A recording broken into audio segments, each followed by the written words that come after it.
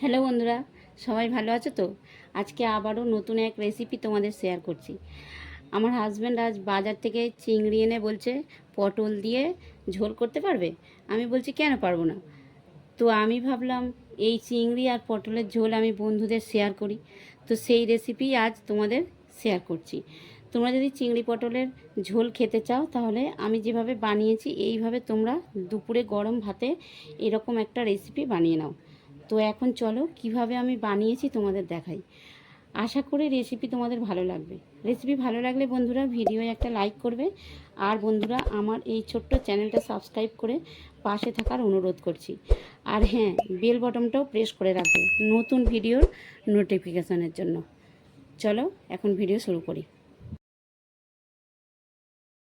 তো বন্ধুরা, আমি এই পটল চিংড়ির ঝোল বানানোর জন্য পটলটা আমি এখানে কেটেছি, দেখো গোটা গোটা কেটেছি, একটু খোসাটা ছাড়িয়ে নিয়েছি, আর দুই মুখ এইভাবে একটু ছিঁড়ে দিয়েছি। এমনকি শুধু তাই নয়, মাঝখানেও একটু করে ছিঁড়ে দিয়েছি, ঠিক আছে? এই যে মাঝখানটা একটু এইভাবে ছিঁড়ে দিয়েছি, দুই মুখ ছিঁড়ে দিয়েছি, শুধু এই যে এইভাবে, এই যে মাঝখানটাও এইভাবে ছিঁড়ে দিয়েছি। এইভাবে আমি সব পটলগুলো কেটে নিয়েছি। আর চিংড়ি মাছটা আমি পেটের কাছে খোসাটা ছাড়িয়ে নিয়েছি, আর মাথার কাছে খোসাটা ছাড়াইনি ভাজার সুবিধের জন্য। আর লবণ হলুদ মাখিয়ে দিয়েছি। আর আমি নিয়েছি এখানে, দেখো এই ঝোল বানানোর জন্য আমি এখানে একটু আলুও নিয়েছি, আলুটা কেটে ধুয়ে নিয়েছি, আর কয়েকটা চেরা কাঁচা লঙ্কা নিয়েছি। তো এখন চলো রান্নাটা আমি শুরু করি। দেখো প্রথমে আমি কড়াইতে তেল দিয়ে দিচ্ছি,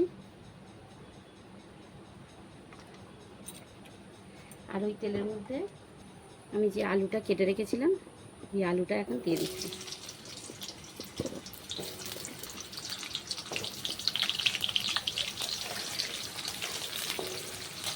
এখন আলুটা খুব ভালো করে ভাজার জন্য আমি এখানে হলুদ দিয়ে দিচ্ছি, দেখো অল্প একটু হলুদ দিয়ে দিচ্ছি।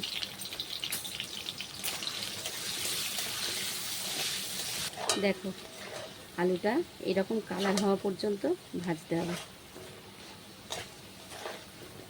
আলুটা যখন ভাজা হয়ে গেছে আমি আলুটা এখন একটা জায়গায় তুলে নিচ্ছি।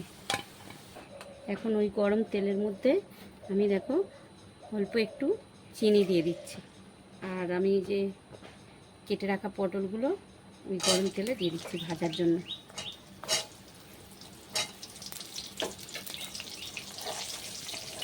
পটলগুলোকে কিন্তু খুব ভালো করে লাল লাল করে ভেজে নিতে হবে। দেখো পটলটা ঠিক এই রকম ভাজা হবে, এই যে একটু লাল লাল করে এইভাবে পটলটা ভেজে নিতে হবে। এখন আমি পটলটা তুলে নিচ্ছি, ভাজা হয়ে গেছে তাই পটলটা আমি একটা জায়গায় তুলে নিচ্ছি। কড়াইতে আমি প্রথমেই একটু বেশি পরিমাণে তেল দিয়েছিলাম, সেই জন্য এখন আর আমার তেল দিতে হবে না। আমি যে চিংড়ি মাছটা রেখেছিলাম, দেখো যে চিংড়ি মাছটা আমি হলুদ মাখিয়ে নুন মাখিয়ে রেখেছিলাম, ওইটা এই তেলেই ভেজে নিচ্ছি।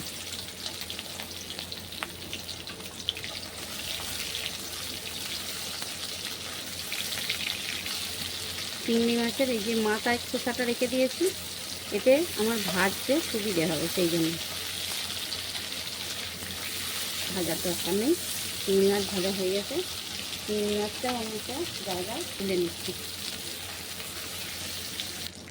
এখন আমি ওই তেলের মধ্যে দিয়ে দিচ্ছি দেখো পেস্ট করা পেঁয়াজ। বন্ধুরা আমি এখানে পেঁয়াজটা হালকা হাতে একটু নাড়াচাড়া করে নিয়েছি, মানে হালকা একটু ভেজে নিয়েছি, নিয়ে পেস্ট করেছি। ওই পেঁয়াজটা আমি এখন দিয়ে দিচ্ছি। পেঁয়াজটা যেহেতু ভাজা আছে আর বেশি ভাজার দরকার নেই। দেখো এখানে আমি পেস্ট করা রসুন দিয়ে দিচ্ছি 1 চামচ, ওই সঙ্গে দিয়ে দিচ্ছি 1 চামচ পেস্ট করা আদা।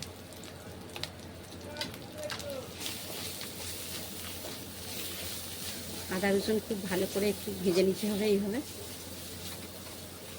দেখো পেঁয়াজ রসুন আদা এরকম ভাজা হবে, মানে তেল ছেড়ে গেছে, ভাজা হয়ে গেছে জানবে। তখন আমি দিয়ে দিচ্ছি এখানে আমি নিয়েছি, দেখো এখানে ধনে গুঁড়ো নিয়েছি 4 চামচের 1 চামচ, আর জিরে গুঁড়ো নিয়েছি 1/2 চামচ, আর এখানে হলুদ গুঁড়ো একটু বেশি আছে, 1 চামচ থেকে বেশি আছে। তো আমি এই গুঁড়ো মশলা সব দিয়ে দিলাম। আর ওর সঙ্গে আমি এই মিক্সার জারটা ধুয়ে একটু জল দিয়ে দিচ্ছি অল্প। আর ওই সঙ্গে দিয়ে দিচ্ছি, দেখো বন্ধুরা, আমি এখানে বাটা লঙ্কা ইউজ করছি। আমি কিন্তু কোনো গুঁড়ো লঙ্কা দিয়ে রান্না করব না, সেই জন্য পেস্ট করা লঙ্কা দিয়ে দিলাম।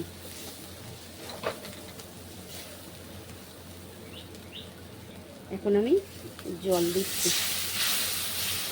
জলটা দিয়ে অল্প একটু নাড়াচাড়া করলেই হবে। মশলা সব কষানো হয়ে গেছে। আলু পটল সিদ্ধ করার জন্য আরও একটু জল বেশি করে দিতে হবে। যতটা জল প্রয়োজন হবে তোমরা ততটা দেবে। যেহেতু ঝোল হচ্ছে তো জল তো একটু বেশিই লাগবে। এখন এই ঝোল ফোটা পর্যন্ত আমি অপেক্ষা করছি। যখন ফুটবে তখনই আমি ভাজা আলু পটল দিয়ে দেব। কখনোই তোমরা বন্ধুরা ঠান্ডা জলে দেবে না, এরকম জলটা দেওয়ার পরে দেখবে ঝোলটা যখন ফুটে গেছে তখন দেবে। দেখো খুব ভালো করে ঝোলটা ফুটে গেছে। এখন আমি ভাজা আলু পটল দিয়ে দিচ্ছি।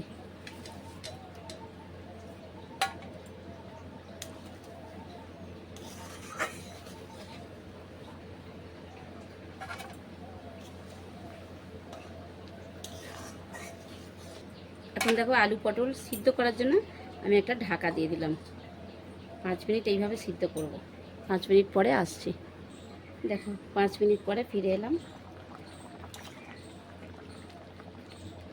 দেখো আলু সিদ্ধ হয়ে গেছে, খুব ভালো করে আলু সিদ্ধ হয়ে গেছে, পটলও সিদ্ধ হয়ে গেছে। এখন আমি ভেজে রাখা চিংড়ি মাছগুলো আমি দিয়ে দিচ্ছি। আর ওই সঙ্গে দিয়ে দিচ্ছি দেখো কয়েকটা কাঁচা লঙ্কা আমি ছিঁড়ে রেখেছিলাম, ওই কাঁচা লঙ্কাটা দিয়ে দিচ্ছি।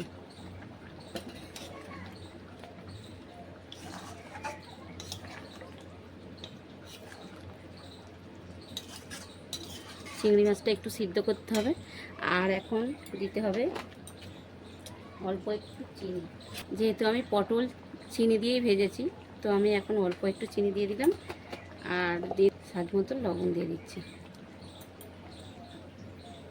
এরকম দুপুরে গরম ভাতে তোমরাও এরকম পটল চিংড়ির ঝোল বানিয়ে গরম গরম ভাতের সাথে সার্ভ করো।